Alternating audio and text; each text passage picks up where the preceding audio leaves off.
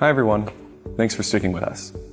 Whenever I explain UX design, or UX in general, to someone that's not familiar, I always like using a comparison from my previous point in my life. Before technology, I was involved in architecture and design, so I always like creating a comparison between UX and buildings or physical objects that we inhabit.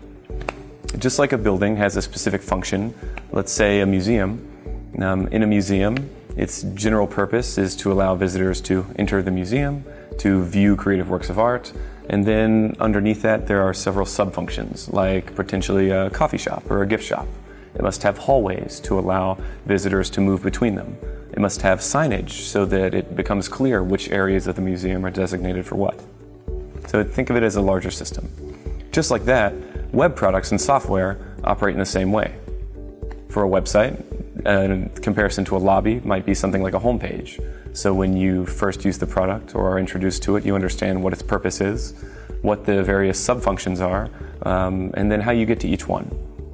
In most cases also, it helps a little bit to be introduced and walked through the process. In a building, this would happen with something like a map or signage.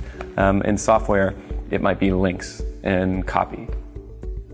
In both cases of the building and architecture, or UX design, in creating software and understanding the experience, the goal of the designer or the architect is to understand the reason of why a user or a visitor would be using that thing, whether it's a building or software, and help them move through the experience more easily and sometimes even make it delightful.